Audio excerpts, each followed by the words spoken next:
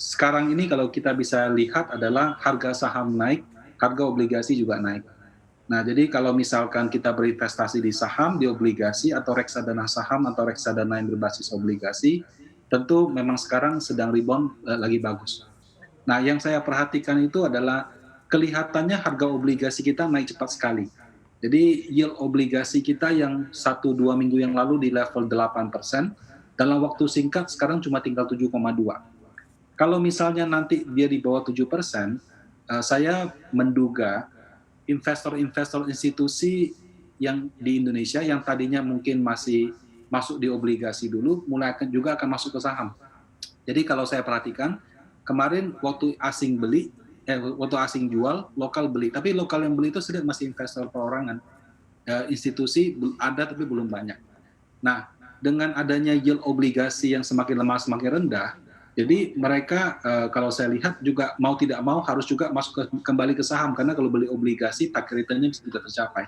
Nah, jadi kalau misalnya yield-nya di bawah 7%, kemungkinan saham bisa mengalami kenaikan lebih tinggi karena investor institusi menurut saya juga akan mulai masuk ke situ.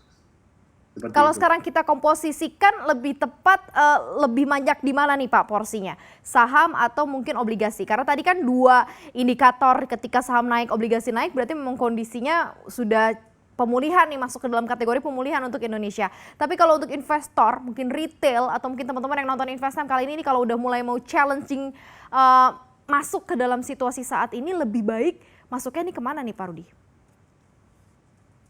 Oke, kalau misalnya mau masuk ke obligasi itu kan buat investor perorangan cukup terbatas karena membeli surat utang negara tidak semudah seperti kita membeli saham. Paling kita bisa beli reksadana pendapatan tetap. Nah, kalau buat investor retail yang tidak nyaman dengan volatilitas, dengan imbal hasil seperti sekarang, menurut saya reksadana pendapatan tetap kalau kita mau masuk masih oke. Karena belum terlambat, masih di atas 7%. Kalau dia sudah di bawah 6,5% imbal hasil daripada obligasi pemerintah, nah itu baru harga obligasi sudah mahal. Sehingga kalau kita mau masuk, mungkin agak lihat-lihat juga.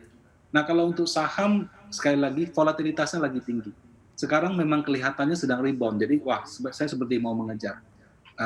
Kalau memang mau mengejar silakan, cuman kalau misalnya dari pengalaman-pengalaman yang lalu, lebih baik kita tunggu kalau pas ada koreksi teknikal baru kita masuk.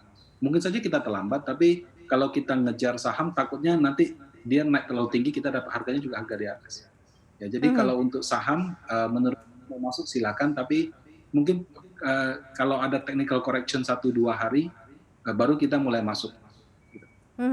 Kalau dilihat dengan apa yang terjadi di market saat ini, dengan begitu euforianya begitu ya masuk ke market sampai indeks kita naik, kemudian beberapa saham naiknya luar biasa. Ini dari sisi frame-nya atau time frame-nya masih akan diuji lagi atau enggak sih Pak Rudi? Artinya adalah memang ini konfirmasi new normal, euforia new normal membawa kenaikan, ataukah memang nanti ini masih tunggu dulu gitu? Karena banyak asumsi di depan ketika tadi resesi sudah banyak menimpa beberapa negara tetangga, kemudian juga kuartal 2 katanya nanti tekanannya akan begitu besar, plus mungkin tantangan Indonesia untuk wave 2 kondisi corona masih ada di depan mata nih Pak Rudi, seperti apa? Nah, kalau di internal kami ya, saya diskusi dengan teman-teman pengelola di kantor. Menurut kami, kalaupun sekarang ada wave 2, kemungkinan untuk dilakukan lockdown atau PSBB itu kecil. Kenapa? Karena sekarang orang sudah mungkin walaupun vaksin atau obatnya belum pasti, tapi kenyataannya kan yang sembuh juga sudah ribuan orang. Dan kalau kita hitungnya dunia sudah mungkin ratusan ribu orang. Nah, jadi kalaupun nanti ada wave kedua, menurut saya nanti tidak akan seperti PSBB yang ketat lagi. Karena kita bisa dengan cepat memposisikan mana yang kena, kemudian di daerah itu saja yang dilakukan karantina seperti itu. Jadi tidak sampai meluas ke satu ekonomi.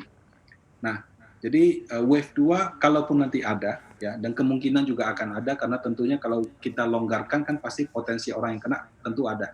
Tapi tidak akan sebesar dampaknya sampai menyebabkan lockdown atau PSBB secara nasional. Nah, kemudian dari sisi timing, kalau untuk obligasi menurut saya sampai dengan 2-3 tahun ke depan, itu suku bunga akan tetap terus rendah seperti sekarang. Jadi kalau investor mau beli di obligasi, Dia bisa masuk sekarang, mungkin masuknya nanti, dan dipegang sampai 2-3 tahun ke depan menurut saya tetap akan oke karena suku bunga akan rendah terus.